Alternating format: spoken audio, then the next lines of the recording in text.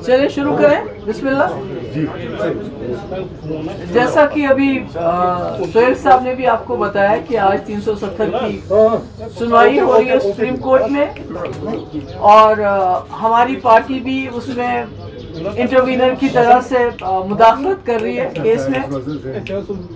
और आप जानते हैं कि जो सुप्रीम कोर्ट है ये न सिर्फ जम्मू कश्मीर के लोगों के लिए बल्कि जो मुल्क में इस वक्त हालात हो रहे हैं, जो मणिपुर से लेके हरियाणा तक पूरे मुल्क को नफरत की आग से जलाया जा रहा है, सुप्रीम कोर्ट ऐसे में आखिरी उम्मीद बची हुई है।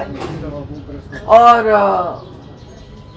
जहां तक 370 का सवाल है, न सिर्फ जम्मू कश्मीर के लोग या मुल्क के लोग बल्कि पूरी दुनिया की नजरें इस वक्त सुप्रीम कोर्ट पे लगी हुई हैं, क्योंकि सारी दुनिया जानती है जम्मू कश्मीर एक मुस्लिम मेजॉरिटी स्टेट होने के बावजूद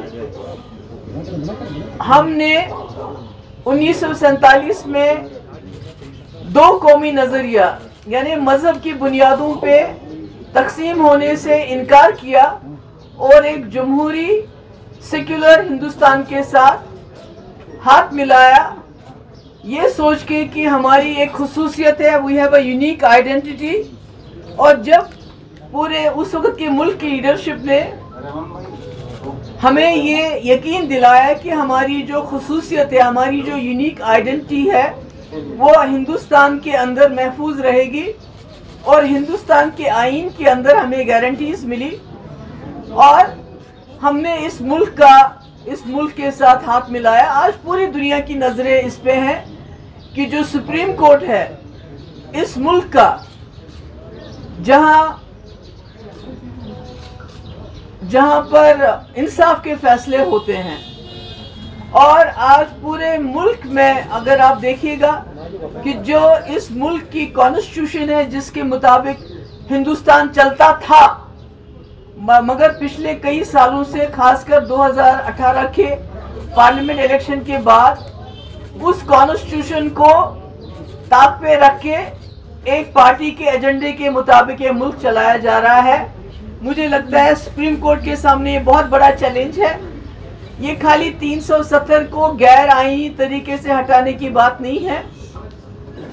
सुप्रीम कोर्ट को ये देखना पड़ेगा कि जिस मुल्क में तमाम इंस्टीट्यूशंस खत्म किए गए हो, सपोर्ट किए गए हो, वहां अब एक इंस्टीट्यूशन बचा है जो इस मुल्क की कॉन्स्टिट्यूशन को बचा सकते हैं। क्योंकि 370 भी कोई चाइना या किसी हमारे हमसाया मुल्क के आईन के मुताबिक नहीं है, बल्कि हिंदुस्तान के आईन के मुताबिक है। एक फेडरल, एक the most unique and beautiful part of the federal structure Jammu Kashmir का जो रिश्ता मुल्क के साथ अंडर 370 जो था वो था। पर अगर आज सुप्रीम कोर्ट को ये देखना पड़ेगा कि अगर उनको ये मुल्क हिंदुस्तान के आईन के मुताबिक चलना चाहिए या किसी पार्टी के एजेंडे के मुताबिक चलना चाहिए।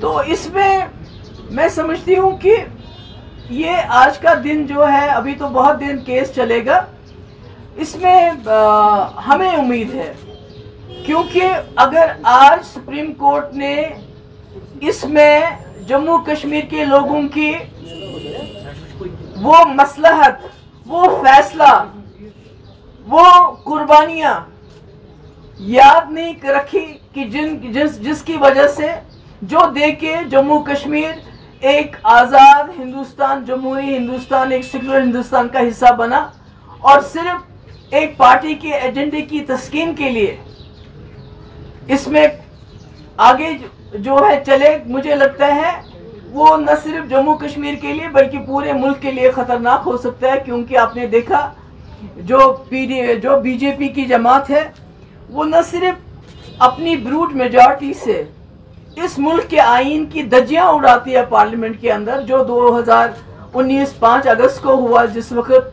जम्मू कश्मीर के आईन को तहस नहस किया गया, बल्कि जो सुप्रीम कोर्ट की रूलिंग्स है हम सुप्रीम कोर्ट से कुछ नहीं चाहते। हम चाहते हैं कि सुप्रीम कोर्ट सिर्फ ये नजर में रखे कि इस मुल्क को आईन के मुताबिक चलाना है या बीजेपी के कम्युनल एजेंडे के मुताबिक चलाना है। अगर आईन के मुताबिक चलाना है तो जम्मू कश्मीर की खुसूसी पोजीशन इस मुल्क के आईन का हिस्सा थी, और न सिर्फ बीजेपी इस मुल्क के आईन को उसकी धज्जियां उड़ा रही है, बल्कि जो सुप्रीम कोर्ट के अपने फैसले हैं। आप देखिए, दिल्ली के बारे में सुप्रीम कोर्ट का फैसला आ गया, इन्होंने ऑर्डिनेंस लाया जो कि कॉन्स्टिट्यूशन के खिलाफ है। इसी तरह सुप्रीम कोर्ट का फैसला 370 को लेके, चाहे संपत प्रकाश हो, चाहे विजय लक्ष्मी झा हो, चाहे स्टेट बैंक ऑफ इंडिया हो, क्या बोला है सुप्रीम कोर्ट ने कि 370 बेशक उसके साथ लफ्ज टेम्पररी है, मगर उसको तब तक नहीं हटाया जा सकता जब तक जम्मू कश्मीर की कॉन्स्टिट्यूएंट असेंबली इसको रिकमेंड ना करे प्रेसिडेंट ऑफ इंडिया को। तो इसलिए मेरी सुप्रीम कोर्ट से ये दरखास्त है कि इस वक्त मुल्क के हालात बहुत खतरनाक हो रहे हैं, और इसकी सबसे बड़ी वजह यह है कि सारे हमारे इंस्टीट्यूशन डिफंक्ट हो गए हैं। अब आपका एक इंस्टीट्यूशन बचता है जो इस मुल्क के आईन को बचा सकता है। हमें मालूम है कि हालात खतरनाक है, इतना आसान नहीं है आप लोगों के लिए भी, जो हम देख रहे हैं, जो मुल्क के हालात देख रहे हैं, जिस तरह से गोलियां, दिन दहाड़े गोलियां चलाई जाती हैं, नारे लगाए जाते हैं। तो अगर सुप्रीम कोर्ट इस मुल्क को बचाना चाहता है तो इस मुल्क के आईन को बचाना होगा। अगर इस मुल्क को, आईन को बचाएंगे आप, तो इस मुल्क के लोगों के हकूक, उनकी जिंदगी को आप बचाएंगे।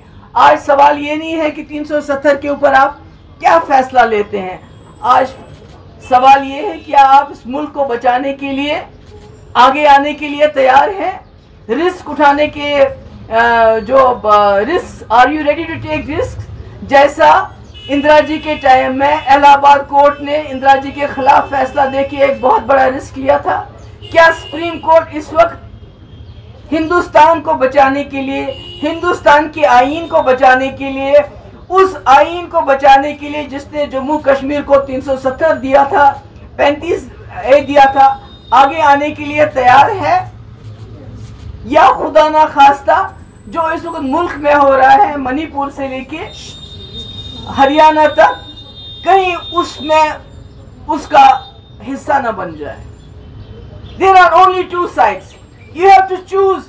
Either you are with India, with the constitution of this country, with the federal system of this country, with the rights guaranteed to the people of India, guaranteed to the people of Jammu and Kashmir under the constitution of India, or you are against India. When I say India, I am not talking about the opposition alliance. I am talking about the country India. So that's my point. तो मेरी यही गुजारिश है supreme court से कि इस मुल्क को बचाइए, इसके आईन को बचाइए, और जम्मू कश्मीर को भी बचाइए। जो मणिपुर के हालात हैं वो धीरे धीरे पूरे मुल्क को अपनी लपेट में लेके जा रहे हैं। इस मुल्क को बचाइए। Thank you so much. I think that's all. I don't think there is anything else.